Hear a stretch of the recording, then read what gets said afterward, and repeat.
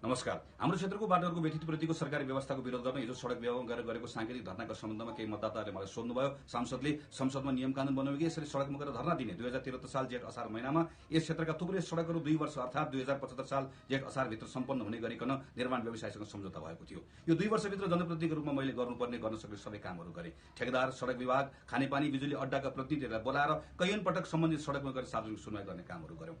केही समस्या पर्यो, दौडेर अड्डामा गयौं, समस्याको गाँठो फुकाउने कामहरू गर्यौं। आवश्यकता पर्दै गर्दा सचिव र मन्त्रीका मात्र होइन, प्रधानमन्त्रीका पनि गयौं। हुँदा ठेकेदारका कामदारका लागि भाडाका कोठा खोज्ने काम समेत हामीले गर्यौं।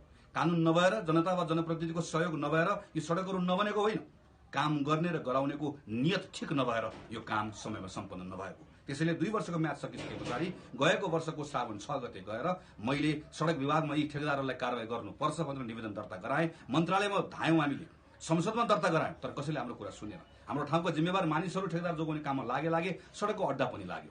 यो 1 वर्षभित्र कि त ठेकेदारलाई कारबाही गर कि हाम्रो काम गराऊ भनेर हामीले लगातार सङ्घर्ष गर्यौं। तर उल्टो फेरि काम नगर्ने ठेकेदारहरूलाई जोगाएर उनको म्याद थप्ने प्रपञ्च गर्न लाग्यो। हामी गयौं र यो कुरालाई रोक्यौं र भन्यौं अब पनि हाम्रो व्यतिप्रति यस्तै व्यवस्था हुन्छ भने अब हामी सहँदैनौँ, हामी सडकमा आउँछौँ। केही साथीहरूले भने अब चाबेल र कपनको सडक बन्द गर्नुपर्छ।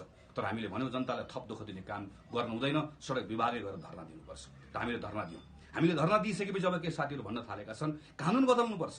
प्रक्रिया नभएको कारणले गर्दा, कुन कानून नभएको र कुन प्रक्रिया नभएको कारणले गर्दा सडक सम्पन्न नभएको।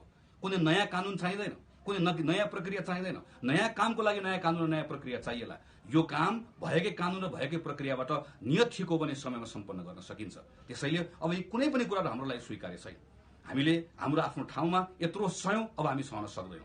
अब जनतालाई शास्ति, सरकार र ठेकेदारलाई मस्तीको कुरा स्वीकार्य हुन्न। यसका निम्ति हामी लड्छौं। हिजो हामीले सांकेतिक धरना दिएका छौं। आवश्यकता पर्छ भने हामी मन्त्रीका पनि जान्छौं, प्रधानमन्त्रीका पनि जान्छौं। हामी हाम्रो ठाउँको काम गराएर छाड्नेछौं। सडक समयमा नबनाउनलाई ठोक दिन्छु, घोक्राइदिन्छु भनेर हिजो कहीँ मैले बोलेको सुने। मैले कसैलाई घोक्राएर सडक समयमा बन्दैन। सडक समयमा बनाउनका निम्ति 41 वटा कानून तत्काल अहिले हामीले यसलाई बदल्नु परिरहेछ।